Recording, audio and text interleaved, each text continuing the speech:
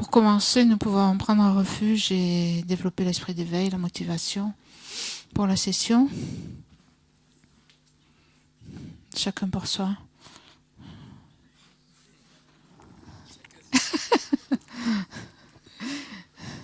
Et Dieu pour tous. Hein? Bouddha pour tous.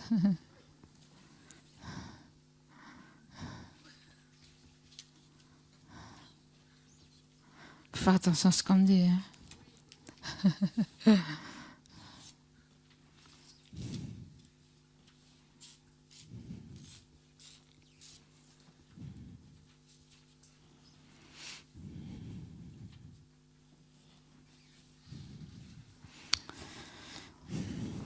Donc il y avait des questions sur le prochain module que l'on va commencer en juillet.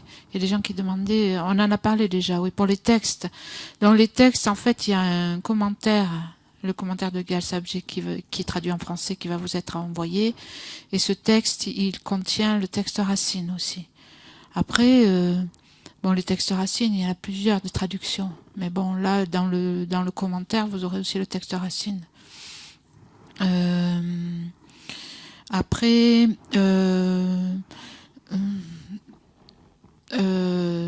y avait un livre, un commentaire par Geshe Tengye, sur l'océan du Mahayana, je ne sais plus comment ça s'appelait ce livre. Apparemment, il est plus imprimé, je crois qu'il n'existe plus à la boutique. Commentaire de Geshe Tengye sur l'océan du Mahayana, quelque chose comme ça. Mais si vous demandez, elles le sauront à la boutique, elles sauront vous le dire. Ça va pas être... Mais sinon, bon, Françoise va vous l'envoyer, mais Françoise, elle attend un peu que les gens s'inscrivent. Parce qu'il y a des gens qui s'inscrivent à la dernière minute ou qui tendent à arriver et dire « Ah, je suis pas inscrit ». Donc après, ça l'oblige à envoyer, renvoyer, etc. Donc elle attend que les gens s'inscrivent. Je sais pas si elle a prévu exactement quand est-ce qu'elle va l'envoyer. Vous pouvez lui en parler aussi, directement. C'est elle qui s'en occupe. Donc, on revoit ce qui a été dit sur les prasangika qu'on a commencé hier.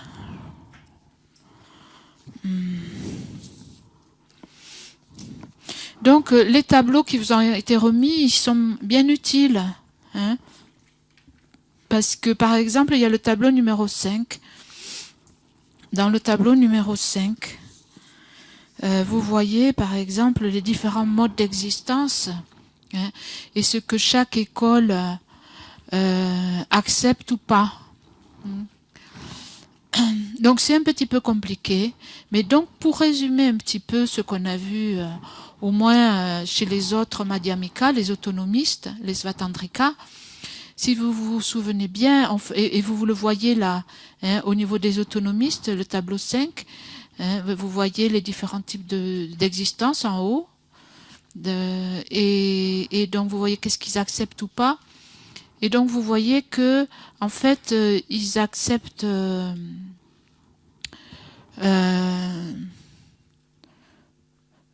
fait, ils n'acceptent pas l'existence véritable.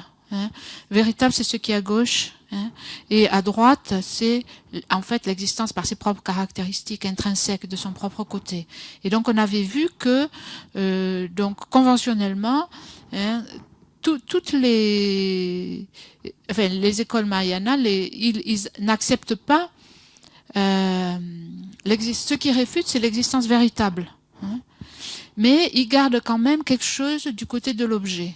Hein. Toutes les écoles au-dessous des prasangika, c'est-à-dire les svatandrika et au-dessous, donc pour toutes les écoles, donc il n'y a pas d'existence véritable, ce qui veut dire en fait que les choses, les phénomènes n'existent pas d'après leur propre mode, sans intervention d'une conscience. Hein. Ils ont besoin d'apparaître à la conscience pour exister. Hein. Ça veut dire qu'ils n'ont pas d'existence véritable, hein, de par leur propre mode. Ils sont dépendants aussi de la conscience et de l'imputation, la désignation par la conscience. Mais ils ont quand même quelque chose de leur propre côté. Hein, puisqu'en fait, ils affirment l'existence de son propre côté, par ses propres caractéristiques intrinsèques. Hein. Vous voyez le oui là. Conventionnellement, tous les phénomènes existent de cette façon-là, pour pouvoir exister conventionnellement. Par contre, chez les prasangika, les conséquentialistes, qu'on a étudiés donc depuis hier, vous voyez que rien n'existe. Donc pour les conséquentialistes, tout ça revient au même. Et ils nient donc l'existence véritable de tous les phénomènes, et ils nient aussi l'existence de son propre côté. Ils nient qu'il y ait besoin de quoi que ce soit du côté du phénomène pour que le phénomène existe. Vous voyez d'ailleurs dans ce tableau, plus on monte du bas vers le haut, plus il y a de blanc. C'est-à-dire que plus de choses sont niées. Donc ça devient de plus en plus subtil. Qu'est-ce qui est nié, qu'est-ce qui est accepté en fait? L'existence, comment elle est décrite, le chemin du milieu, il devient de plus en plus précis et de plus en plus subtil au fur et à mesure. Et donc, ils vont aussi arriver à nier, en fait, davantage, tout en acceptant l'existence au niveau conventionnel de la personne et des phénomènes. Donc ça, c'est un peu un résumé. Ensuite, donc, je vais suivre ce que Geshe la présentation. Donc, la vue prasangika est la vue finale, la plus aboutie.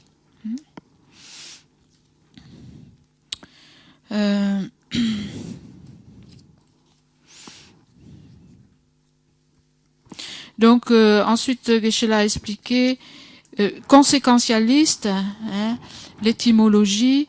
En fait, qu'est-ce que ça veut dire? Ça veut dire qu'ils utilisent des conséquences pour.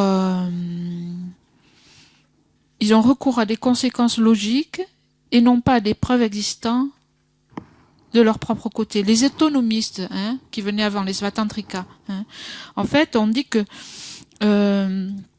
les Svatantrika, en fait, ils utilisent un syllogisme, donc, un raisonnement. Par exemple, le son est impermanent parce que c'est un produit. Et il faut donc, d'après les autonomistes, que chaque partie du syllogisme, pour fonctionner, ils disent qu'il existe, ils existent, la preuve doit exister par elle-même. La preuve et chaque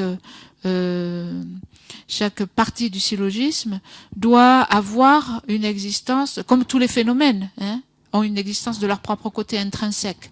Et donc ici aussi, donc doit avoir une certain type d'existence de son propre côté autonome. Et c'est pour ça qu'on les appelle les autonomes, les autonomistes. Par contre, les prasangika, en fait, ils utilisent des conséquences qui mettent en lumière le caractère absurde de la position de l'adversaire. On dit, ils ne prouvent rien directement, ils acculent l'autre à l'absurdité de leur position, de sa position. Donc Geshe avait pris, donc pour lancer une conséquence à quelqu'un déjà, pour lui faire comprendre quelque chose.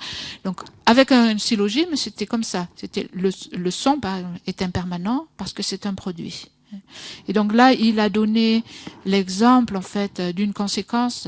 Donc il a dit la personne avec qui on débat, déjà, elle accepte que le son est produit, et elle sait qu'un produit est impermanent, mais elle croit que le son est permanent. Donc il y a certaines conditions qu'il faut, il faut une certaine base commune pour pouvoir débattre avec quelqu'un. Et donc cette personne, donc il a donné l'exemple de cette conséquence en fait. On va lui dire à cette personne, donc puisqu'il accepte que le son est un produit, mais il croit que c'est permanent, que le son est permanent, alors qu'il accepte que les produits sont impermanents, on va lui dire il s'ensuit que le son est un non-produit parce qu'il est permanent, parce qu'il croit qu'il est permanent. Donc on va remettre en question sa connaissance en fait que le son est un produit. Et on va lui dire ça peut pas être un produit.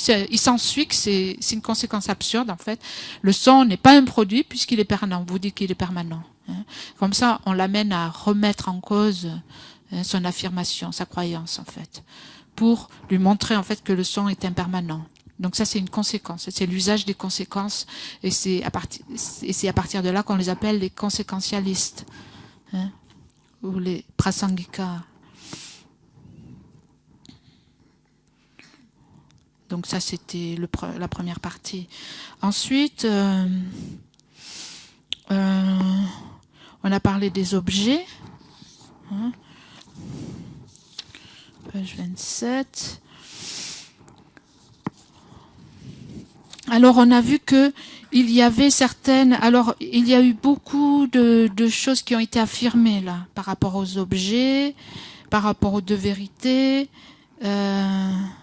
et surtout aussi par rapport après au sujet, les perceptions avérées, non avérées, etc. Et donc on a vu, parce qu'on a bien étudié ça dans l'Auric, donc c'est utile, vous voyez. Et alors on voit qu'ils disent des choses qui sont différentes. Donc il y a pas mal de détails. Bon, tout n'est pas super important. Mais bon, il y a quelque chose à savoir. En principe, quand on parle de ces choses-là, on s'appuie sur ce qu'on a appris dans le Sutrantika. Maintenant, bon, si on est dans un texte, par exemple, Prasangika, donc il va y avoir des différences, et c'est pour ça que Geshe-la disait aussi, c'est bien d'étudier toutes les écoles, parce que on peut se situer. Si on étudie un texte, on sait à quelle école il se réfère, de quelle école était l'auteur, ou quel type d'analyse il en fait. Il fait une analyse en général d'après les affirmations d'une certaine école. Et donc c'est bien de savoir où ça se situe, comme ça on peut comprendre ce qui est dit. Sinon on va dire non mais c'est contradictoire. Donc il y a des choses un peu différentes d'après les écoles. Donc pour voir qu'est-ce qui a été dit un peu, là il y avait une chose qui est différente de ce qu'on a l'habitude, ce dont on a l'habitude. Quand on parle des objets perceptibles, ça c'est la page 27, les objets cachés, les objets manifestes. Donc, objets perceptibles, en fait, les objets perceptibles, le terme qui est employé en tibétain, ngönsum, c'est direct. C'est comme par exemple une perception directe. C'est le même terme qui est employé en tibétain. Or, en fait, jusqu'à présent, direct, on l'a employé simplement pour une perception. Pour un sujet, pour une conscience, un esprit, pas pour les objets. On n'a jamais dit un objet direct. Mais ici, eux, ils emploient ce terme de direct qui est équivalent aux objets perceptibles. Objets perceptibles manifestes. Ici, chez les Prasangikas, ce terme direct n'implique pas forcément une perception, un sujet. Tous les objets manifestes sont qualifiés de directs. Donc ça, c'est une façon d'utiliser déjà la terminologie un petit peu différemment. Ensuite, on a parlé des deux vérités. Et donc là, il y a eu aussi toute une discussion. Parce qu'en fait, quand on regarde les définitions des deux vérités, la vérité conventionnelle, la vérité ultime, à la page 28, donc on voit un objet trouvé par une perception avérée qui analyse le conventionnel, au regard duquel cette perception avérée analysant le conventionnel est une perception avérée analysant le conventionnel.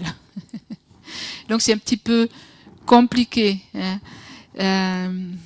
En fait, on pourrait s'arrêter juste à là, un objet trouvé par une perception avérée qui analyse le conventionnel, ou alors un objet trouvé par une perception avérée qui analyse l'ultime. On peut s'arrêter là et on comprend. L'autre partie de la définition, en fait, c'est pour le débat. C'est parce que c'est pour éliminer, en fait, pour éliminer le cas d'un Bouddha, de la conscience omnisciente d'un Bouddha. Donc là, il y a eu une longue explication. Mais c'est pas bon, c'est bien de le comprendre, mais c'est pas, il faut pas trop s'accrocher à se dire j'ai pas compris. C'est pas super important.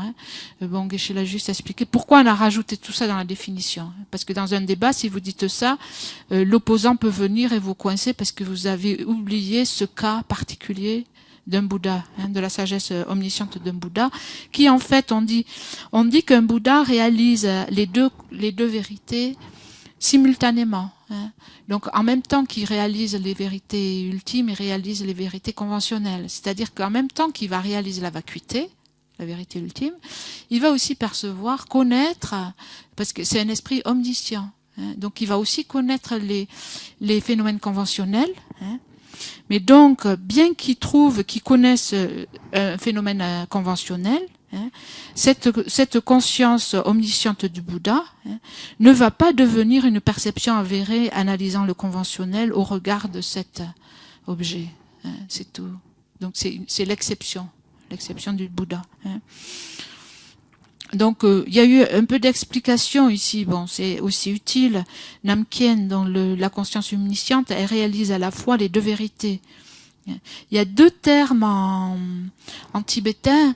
C'est des termes philosophiques. Si c'est intéressant de le savoir, Valérie, elle a traduit, par exemple, en première traduction, elle a dit « ils réalisent les phénomènes tels qu'ils sont et dans leur variété, non, je ne sais pas comment elle a traduit, leur diversité, voilà.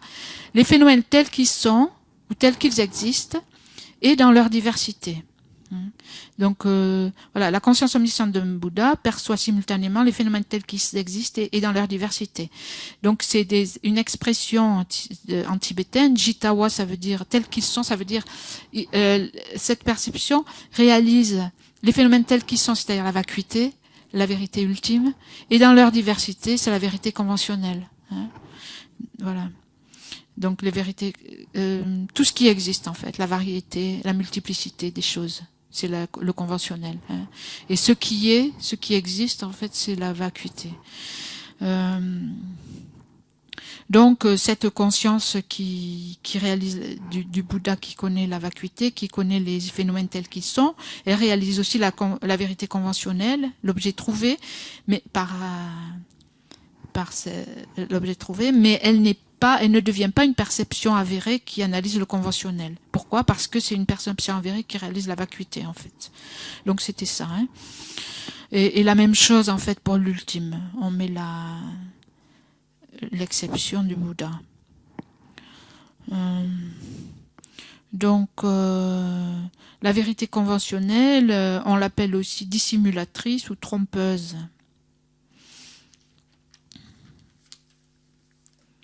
Pourquoi on l'appelle dissimulatrice ou trompeuse?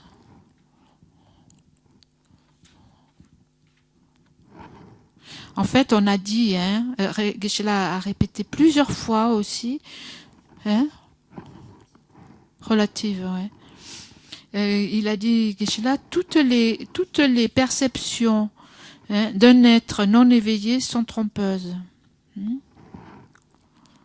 On a parlé beaucoup de perceptions trompeuses. Toutes les perceptions, non seulement des êtres ordinaires, pardon, j'ai oublié quelque chose, sauf la réalisation de la vacuité.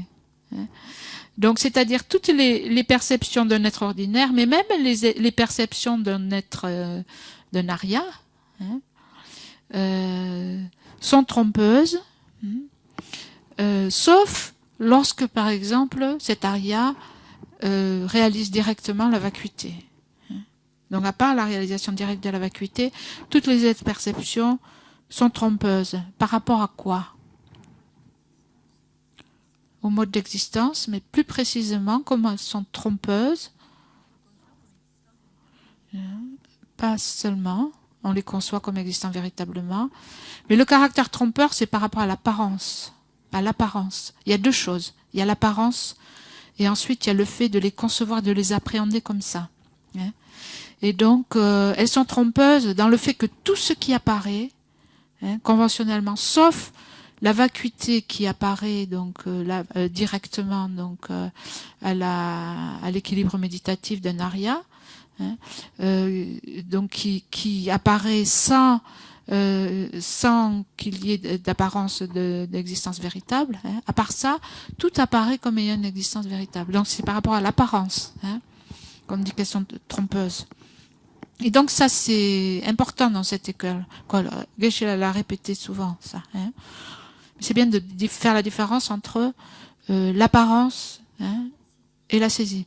Parce que même, par exemple, quelqu'un qui a compris la vacuité et qui comprend en fait que l'apparence d'existence véritable est fausse, hein, à sa perception directe, par exemple, des choses, hein, il y a quand même une apparence d'existence véritable.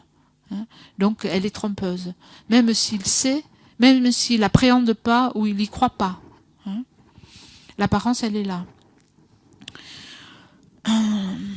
Donc, je prends je prends certains passages. Alors, donc on a parlé après les divisions des vérités ultimes, donc sont les mêmes que ce qu'on avait vu plus haut, hein, sont similaires à celles décrites dans le contexte des Siddhamatra. Donc on parle des deux non-soi, le non-soi des phénomènes et le non-soi des personnes. Les vérités ultimes, donc la vacuité, les non-soi. Jusqu'au Svatantrika, bon, je lis mes notes. Hein. Jusqu'au Svatantrika, l'absence d'existence autonome et substantielle était le non-soi subtil de la personne. Vous avez un tableau aussi, hein, le tableau sur le non-soi grossier et subtil, le tableau numéro 9, hein, qui est très utile.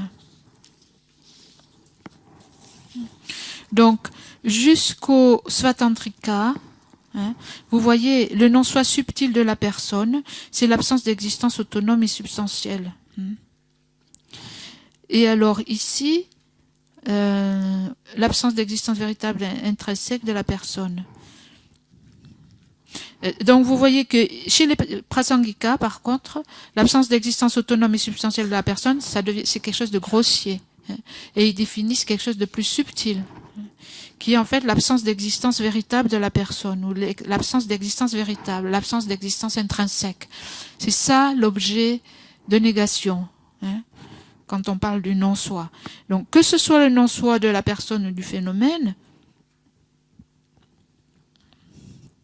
hein, l'objet à nier, l'objet de négation, c'est l'existence véritable ou intrinsèque.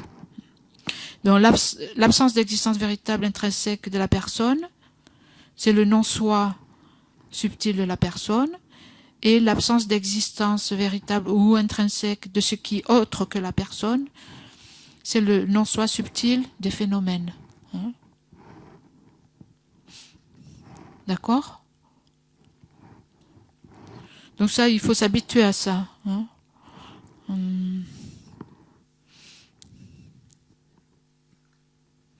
Donc pour les Svatantrika, l'absence d'existence véritable est le non-soi des phénomènes et non pas de la personne. Si on regarde chez les Svatantrika, l'absence d'existence véritable de tous les phénomènes, donc ils l'ont aussi, puisqu'ils n'acceptent pas l'existence véritable. On a dit, les Svatantrika, ils acceptent l'existence de leur propre côté, intrinsèque des phénomènes, hein, mais pas l'existence véritable. Hein. Mais l'absence d'existence véritable, c'est le non-soi des phénomènes et pas de la personne. Donc ils ont des définitions différentes pour les deux non-soi. Hein. On peut s'en tenir juste au non-soi subtil. Hein. Vous voyez les non-soi subtils. Si on regarde chez les autonomistes et chez les conséquentialistes, hein, chez les conséquentialistes, hein, c'est la même chose, l'objet à réfuter, hein, subtil. C'est l'absence d'existence véritable, hein, de la personne ou des agrégats. Donc c'est la même chose qu'on nie. Tandis que chez les Svatantrika, les définitions c'est différentes. Donc ce qu'on nie est différent. Un, c'est l'absence d'existence autonome et substantielle, et ça s'applique à la personne. Et l'autre, c'est l'absence d'existence véritable, mais ça s'applique au phénomène.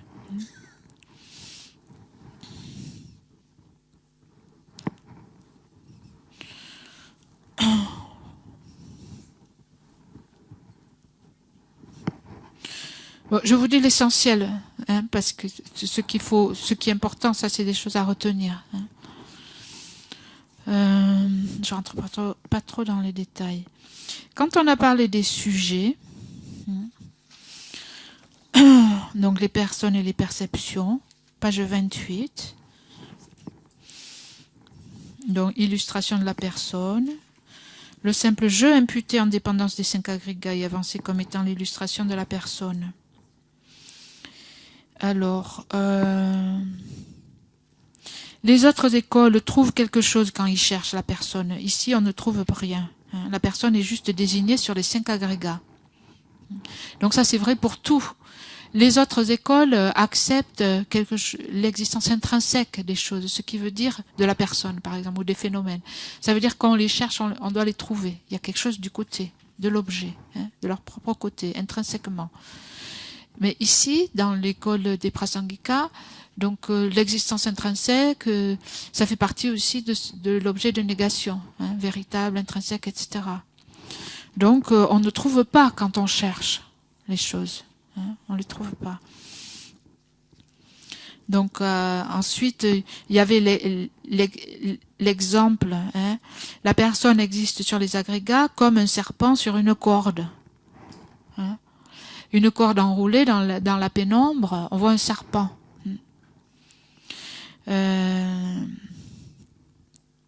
Donc comme on ne trouve, tout comme on ne trouve pas le serpent sur la corde, on ne trouve pas la personne sur les agrégats. Si vous voyez un morceau de corde, il n'y a pas de serpent. Mais à un moment donné, on projette un serpent, on voit un serpent. C'est simplement imputé par l'esprit, le serpent que l'on voit. Donc de la même façon, on conçoit une personne sur les agrégats, mais tout comme mais cette personne qui est simplement imputée. Donc ça, c'est l'existence conventionnelle de la personne. Mais si on la cherche, on ne va pas la trouver. On ne va pas trouver la personne sur les agrégats. Mais le fait qu'elle soit imputée sur les agrégats, c'est son existence conventionnelle. Bon, après, donc Geshe l'a dit, il y a quand même une différence entre les deux, dans la mesure où la corde ne peut pas fonctionner comme un serpent, alors que les agrégats fonctionnent comme un serpent, non comme une personne. On peut dire qu'il y a une personne. Par contre, il n'y a pas de serpent sur la corde, parce que ce n'est pas une base valide. Donc la corde ne peut pas fonctionner comme un serpent, mais les agrégats peuvent fonctionner comme une personne, parce que c'est la base valide pour imputer une personne.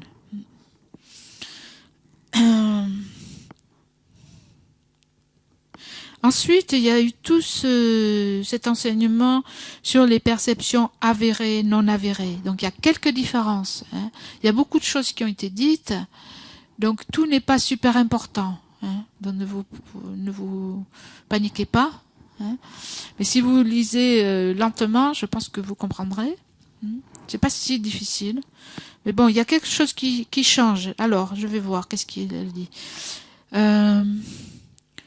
Donc d'abord, une perception avérée n'a pas besoin d'être initiale. Vous vous rappelez, une perception avérée, c'était quoi? Nouvelle et infaillible. La définition, nouvelle et infaillible. Ça veut dire que le premier moment était avéré et le second moment était consécutif. Alors ici, toutes les perceptions consécutives sont avérées. Je pense que c'est dit quelque part. Donc, parce que il n'y a pas besoin d'être le premier moment pour être avéré. Toute perception qui réalise son objet est avérée. Elle n'a pas besoin d'être initiale. Et alors, on a donné les définitions d'une perception avérée, donc divisée en deux, inférentielle et directe. Et donc, inférentielle, c'est une perception qui réalise son objet, qui est produite directement en dépendance d'une preuve, et directe, avérée directe, c'est une perception qui réalise son objet sans être produite directement en dépendance d'une preuve. Ce qui veut dire qu'une perception inférentielle, le premier moment est une perception avérée inférentielle, mais le deuxième moment est une perception directe. Le deuxième moment est une perception avérée directe. Parce que le deuxième moment, en fait, réalise son objet et n'est pas produit directement en dépendance de la preuve. Parce que directement produit en dépendance de la preuve, c'est le premier moment qui est produit directement en dépendance de la preuve. Vous vous rappelez, une perception inférentielle avait besoin d'un signe, d'une raison, d'une preuve. Et c'est en dépendant de ça que l'on réalisait, donc conceptuellement, hein, inférentiellement, par exemple, qu'il y a du feu chez mon voisin, hein, parce que je vois la fumée. Donc le premier moment, il est produit directement en dépendance d'une preuve, donc il correspond à la définition d'une perception inférentielle, mais le deuxième moment, hein, il n'est pas produit directement en dépendance d'une preuve, donc c'est une perception avérée directe. Ça, c'est une différence. Hein, parce que chez les autres, jusqu'à maintenant, on avait vu inférentiel et direct, c'était contradictoire. Hein, parce que direct, c'était aussi non conceptuel, alors qu'ici, la définition est différente. Donc il suffit de se mettre, si vous avez les définitions en tête, hein, donc ça coule après le sens découle de ça. Bon, je suis un peu ce qui a été dit dans l'ordre. Ils n'acceptent pas l'autoperception directe, hein, parce que ils disent que on n'a pas besoin d'autoperception pour avoir la mémoire de quelque chose. La simple réalisation d'un objet introduira le souvenir de celui-ci, sans avoir besoin d'autoperception. Ensuite, on a dit la perception sensorielle dans le continuum d'un être non éveillé est une perception trompeuse. Toujours, ici, quand on dit trompeur, on dit par rapport à l'apparence d'existence véritable à toutes ces perceptions. Tout ce qui apparaît. Donc ici, la définition, ça va être différent de ce qui est trompeur, hein, par rapport à aux autres écoles. Je pense qu'on va y arriver. Donc parce qu'il y a l'apparence d'existence véritable à toutes ces perceptions.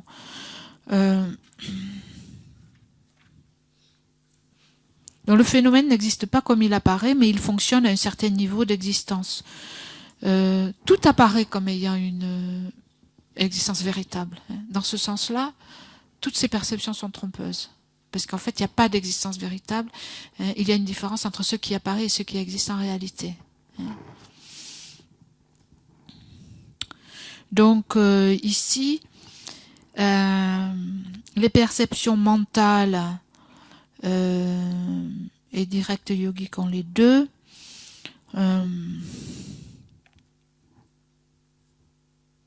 Donc ici, on a parlé par exemple des perceptions avérées yogiques. Hein,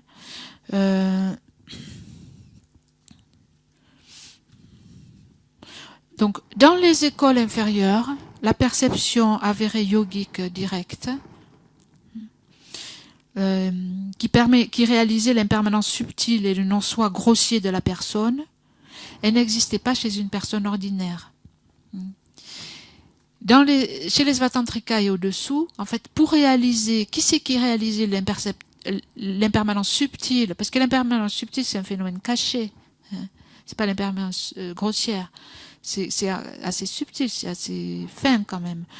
Donc, réaliser l'impermanence subtile ou le non-soi grossier de la personne, cette réalisation se produisait chez un arya, hein, pas chez une personne ordinaire. Alors que chez les prasangika, ici, elles existent chez la personne ordinaire. Hein.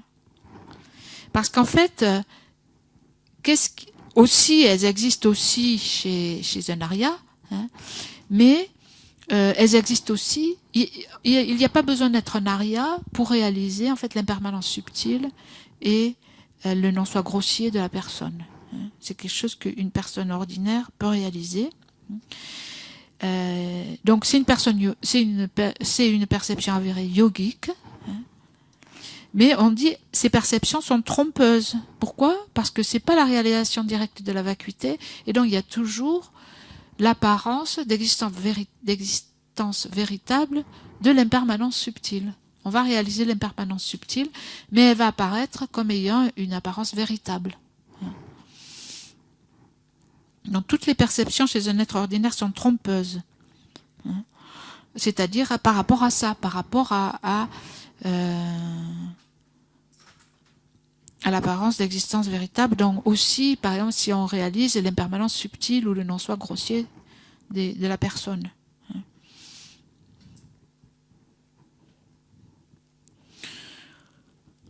Donc ici aussi quelque chose qui est différent, c'est qu'il y a des perceptions avérées directes, représentatives et non représentatives. Justement, en direct, c'était pas représentatif, c'était opposé. Et ici, en fait, il y a des perceptions avérées directes et représentatives. Il y a des exemples, page 29. En fait, c'est parce que, c'est à cause de ça, une perception inférentielle n'est pas consécutive.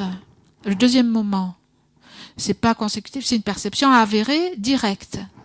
Elle est directe parce qu'elle n'est pas produite directement en dépendance d'une preuve. Donc c'est la définition qui est différente. Donc, ne vous faites pas de soucis si vous ne comprenez pas tout de suite. Mais bon, si vous relisez,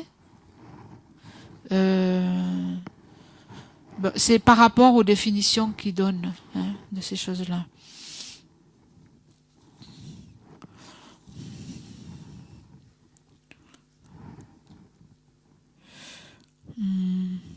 Les exemples de perception avérée directe, représentative, sont le deuxième instant d'une perception inférentielle qui réalise l'impermanence du son et une conscience souvenir, une mémoire du bleu concordante avec le fait, dont la genèse est provoquée par une perception directe sensorielle appréhendant le bleu. Donc c'est le deuxième moment, donc c'est direct. C'est pas produit par une preuve directement. Donc c'est direct, c'est avéré, parce que ça réalise son objet. Un exemple de perception avérée directe non représentative, une perception directe sensorielle appréhendant une forme. Bon. Donc, par rapport au... Voilà. Le deuxième moment n'est pas produit directement. Donc, c'est pour cela qu'il devient avéré direct. Si on regarde les définitions, à partir de là, on peut comprendre ça. Ensuite, il y avait autre chose dont je répète, je regarde. Toutes les perceptions d'un être non éveillé sont trompeuses, qu'elles soient sensorielles ou mentales, sauf la réalisation de la vacuité d'un être non éveillé. Donc, c'est pas simplement un être ordinaire, c'est un être non éveillé, ça veut dire que ça inclut les arias. Normalement, ordinaire, ça veut dire... Ordinaire, ça veut dire qu'il n'est pas aria. Ici, en général, ordinaire, ça veut dire non-aria. C'est ça que ça veut dire. C'est pour ça qu'ici, un être non éveillé, ça inclut les arias. Tous les êtres qui n'ont pas atteint l'éveil, ça inclut les arias. Tandis que quand on dit ordinaire, c'est les êtres non éveillés, mais qui ne sont pas arias, qui n'ont pas réalisé la vacuité directement. Qui n'ont pas réalisé la vacuité directement. C'est ça un aria. Donc il y a une différence. Donc Michel a bien insisté, toutes les perceptions d'un être non éveillé sont trompeuses. Sauf la réalisation de la vacuité. Trompeuse, c'est toujours pareil. Trompeuse par rapport à l'apparence d'existence réelle.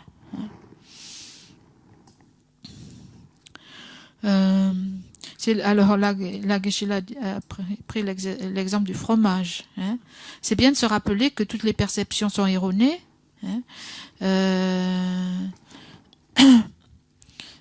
Et donc que le caractère, que ce qui apparaît comme ayant une existence véritable, par exemple le caractère plaisant ou déplaisant, le caractère délicieux par exemple d'un mets, c'est quelque chose qui est simplement désigné par l'esprit et qui n'existe pas dans ce mets lui-même. Ou dans un objet, le caractère attractif ou le caractère déplaisant d'un objet, il n'existe pas de façon véritable dans l'objet. Ça ne veut pas dire qu'il n'y a rien de plaisant ou de déplaisant, mais un goût plaisant, ça existe, mais ça n'existe pas du côté de l'objet de façon intrinsèque, de façon véritable dans l'objet.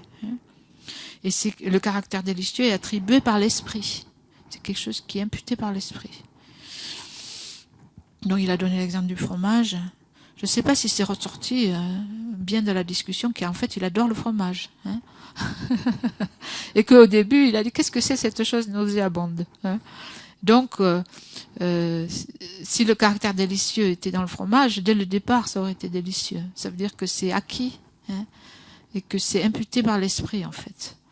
Que, ça n'existe pas vraiment du côté de l'objet. En fait, parce qu'on croit ce qu'on voit, on pense que ces caractéristiques existent vraiment du côté de l'objet, et cela renforce la colère, l'attachement, la jalousie, etc. Parce qu'on croit que c'est vraiment là, et donc ça s'impose à nous. Ouais.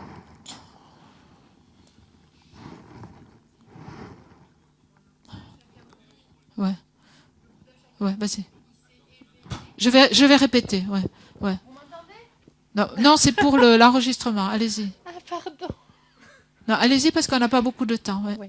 Que le Bouddha Shakyamuni s'est éveillé, après 3 ères cosmiques incommensurables, il a atteint l'état de Bouddha. Ouais. Et j'ai une confusion par rapport à ce terme d'éveillé, parce que moi j'avais saisi dans mon esprit que du coup, il s'était éveillé à un niveau inférieur à l'état d'éveil complet, et j'avais saisi que c'était voilà que le mot éveil ne représentait pas l'état d'éveil complet en fait. Non, éveil ça veut dire complet. D'accord. Ouais.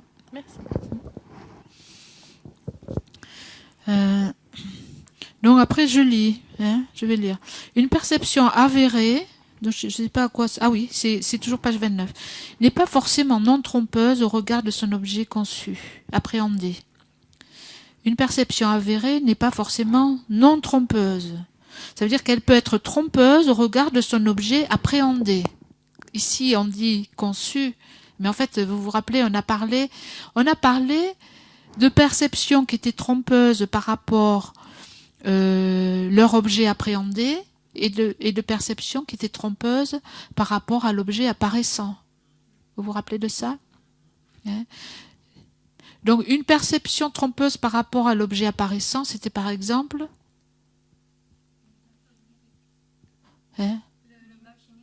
l'image générique, c'est pas une perception.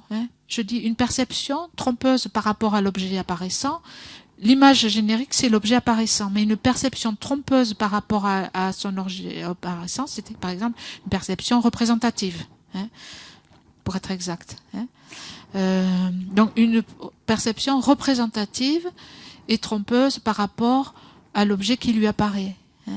Jusqu'à présent, on a fait ça, la différence, vous l'aviez en devoir à la maison aussi, la différence entre une perception trompeuse et fausse.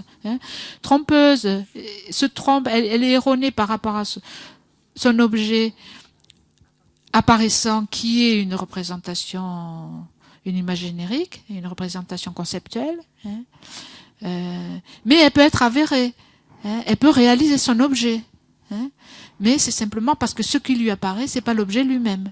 Dans ce sens-là, elle est trompeuse. Et fausse, c'était une perception qui était fausse, qui se trompait par rapport à l'objet appréhendé. Elle s'engageait dans un objet qui n'existait pas. Comme par exemple concevoir un soi des phénomènes ou de la personne, ou alors voir une montagne bleue. Tout ça, c'est des perceptions fausses. Donc, ici, on dit une perception avérée n'est pas forcément non trompeuse, donc elle peut être trompeuse. Mais la définition est différente. Elle n'est pas forcément non trompeuse au regard de son objet appréhendé. Normalement, trompeuse à l'égard de son objet conçu ou appréhendé, c'est une perception fausse. Mais ici, ça ne veut pas dire qu'elle est fausse. Elle peut être trompeuse au regard de son objet appréhendé. Pourquoi, en fait? Parce que toujours à cause de l'apparence d'existence véritable. C'est en cela qu'elle est trompeuse. Elle peut être avérée. Donc une perception avérée n'est pas forcément non trompeuse au regard de son objet conçu ou appréhendé, parce qu'une perception inférentielle réalisant l'impermanence du son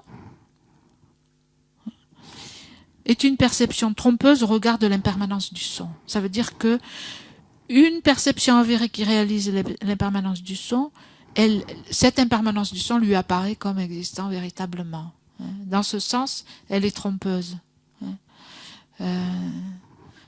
C'est pour ça, c'est ça que ça veut dire. Ça ne veut pas dire qu'elle est trompeuse, qu'elle est fausse. Donc elle est avérée, elle réalise son objet, mais elle est fausse. Donc elle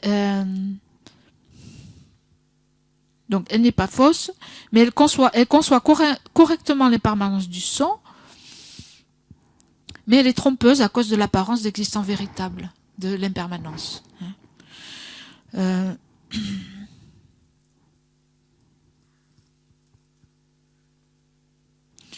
Donc une perception réalise toujours son objet. Je crois que je vais passer là parce que des perceptions. Alors, une perception réalise toujours son objet, mais toutes les perceptions ne sont pas des perceptions réalisantes. Donc là, bon, ça aussi c'est un détail. Hein. Par exemple, si je vois un pic enneigé bleu, là on dit que la perception, elle est avérée par rapport à l'objet qui lui apparaît. Hein. Mais elle ne réalise pas son objet, parce que ça n'existe pas, hein. Un pic enneigé bleu. Hein. Donc ça c'est des détails. J'essaie de revenir à des choses un peu essentielles, parce qu'on n'a plus trop de temps. Mais bon, c'est intéressant. Ça permet de jongler un peu avec les concepts. Hein.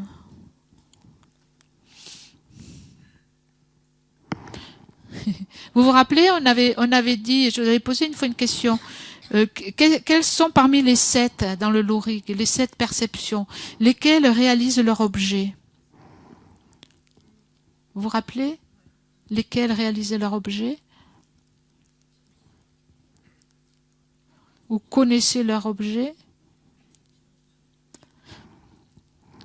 Hein? Avérée, inférentielle et consécutive. Hein? Elles sont infaillibles, c'est des perceptions infaillibles, donc ils réalisent leur objet. Ce qu'elles le perçoivent est conforme à la réalité. Hein. C'est ça, Valérie cherchait le terme, elle l'a traduit par perception réalisante. Et on en a parlé ça un peu dans le Louric, dans le livre de Lati Rinpoché par exemple, il y a un chapitre sur les perceptions non connaissantes. Et les connaissantes et les non connaissantes. Et les connaissantes en fait qui réalisent leur objet, c'est les 3 premières, avérées, directes et inférentielles, et aussi consécutives, parce qu'en fait elles réalisent leur objet. Hein. Elles sont infaillibles. Donc on dit une perception réalise toujours son objet, mais elle n'est pas forcément réalisante. Et ça voulait dire ça. Elle réalise son objet par rapport à ce qui apparaît. Hein, par exemple, un pic enneigé, bleu. Mais en fait, elle ne réalise pas l'objet parce qu'il n'existe pas. Bon, c'est un détail. Mais ça a été expliqué, ça. Hein.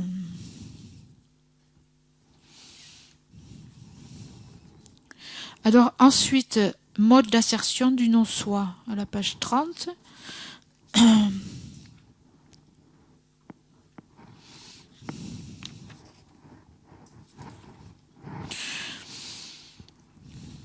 Nagarjuna a montré qu'en dépendance de l'interdépendance, on accédait à la vacuité et vice-versa.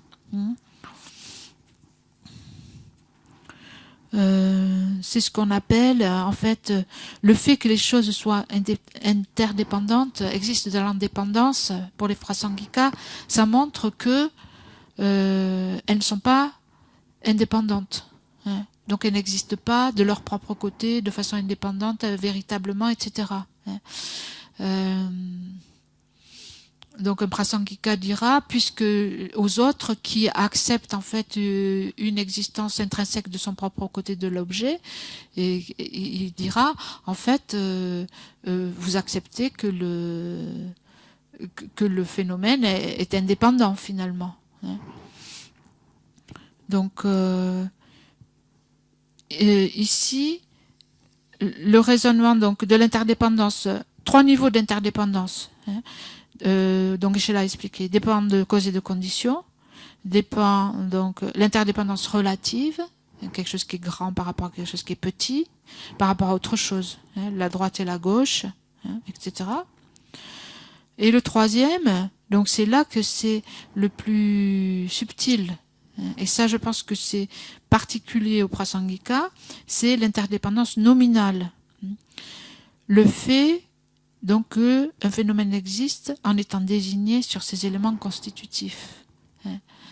le niveau le plus subtil de l'interdépendance. Hein. L'existence existait en étant simplement désignée par la pensée. Hein. Donc, sur un élément constitutif, sur une base qui est une base valide pour ce phénomène. Hein. Donc pour les autres écoles aussi, le phénomène est désigné, mais il existe quelque part à l'intérieur de ces parties. Hein.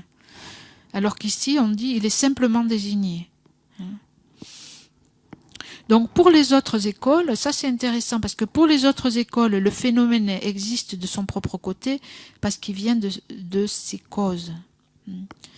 Donc pour les autres écoles, en fait, le fait que les choses viennent de leurs causes et de leurs conditions est une raison pour dire qu'ils existent véritablement. Pour dire qu'ils existent en fait par lui-même. Hein, et pas par la seule désignation, pour dire en fait qu'il y a quelque chose du côté de l'objet, hein, que l'objet, on doit trouver quelque chose, hein, et qu'il existe en soi. Pourquoi? Parce que il a le pouvoir d'exister en soi, hein, il est créé par une cause, hein, et donc il a une existence intrinsèque. Ça, c'est la raison pour avoir une existence intrinsèque dans les autres écoles. C'est intéressant parce que c'est intéressant aussi d'examiner nos propres croyances, hein, la façon dont on voit les choses. Et ça, c'est quelque chose qu'on a en fait, hein, peut-être, si vous l'avez. Hein. On voit une existence intrinsèque des choses elles-mêmes, on a l'impression qu'elles existent véritablement parce qu'elles sont produites de. Hein. Et justement, pour les prasangika, la même raison, hein, va montrer, en fait, la dépendance de cause et de condition montre que elles n'ont pas le pouvoir de s'établir elles-mêmes. Hein. Et donc le fait qu'elles dépendent de cause et de condition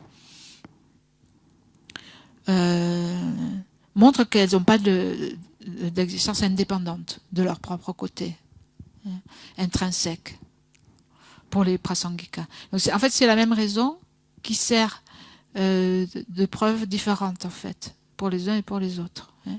Pour les écoles inférieures, l'être produit par des causes et des conditions, ça montre l'existence inhérente ou intrinsèque des choses, alors que pour les prasangika, ça montre en fait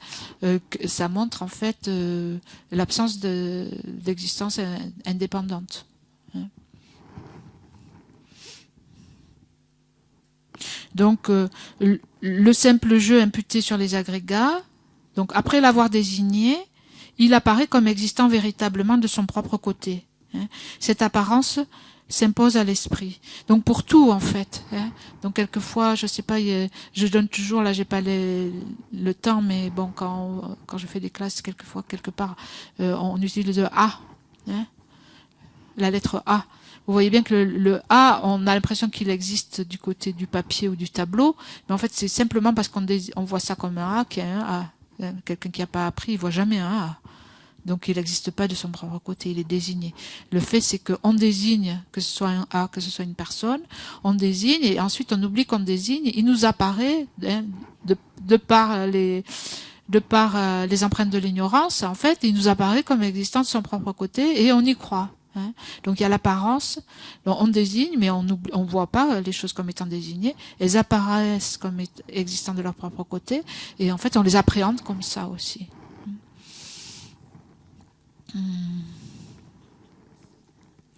Donc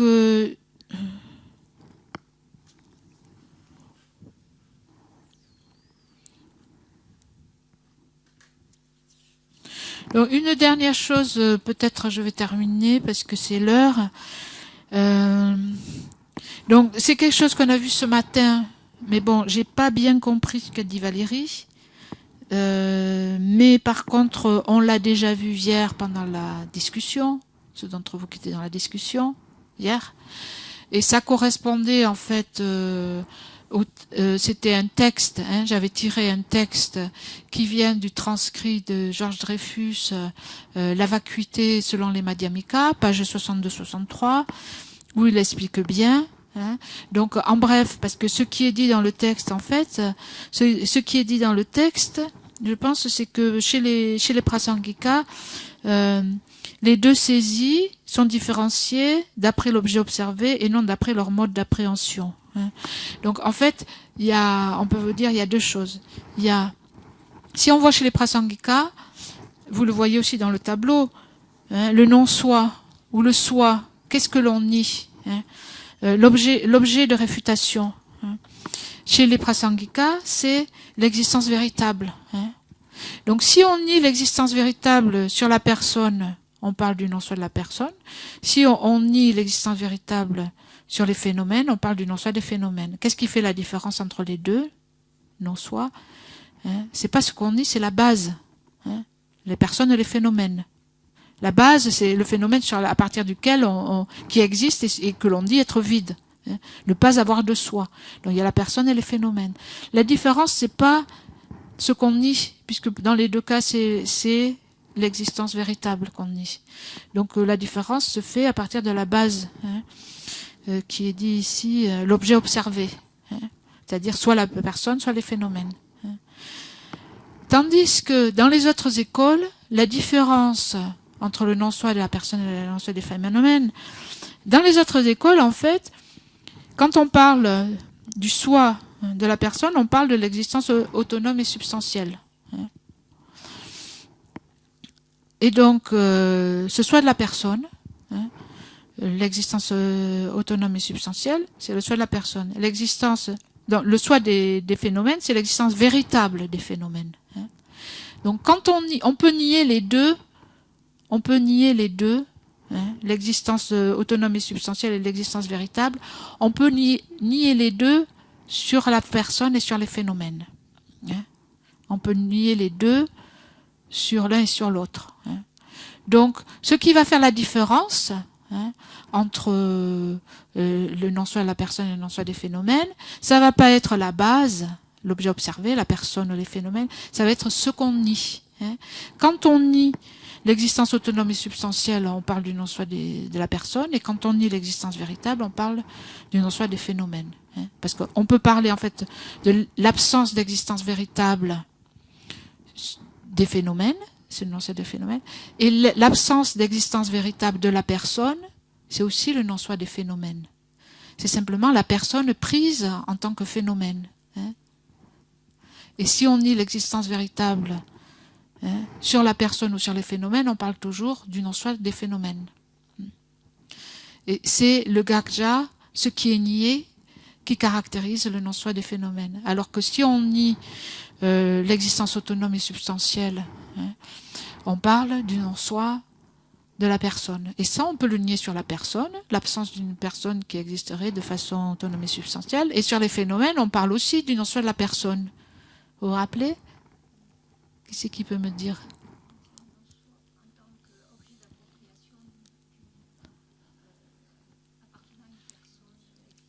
Voilà.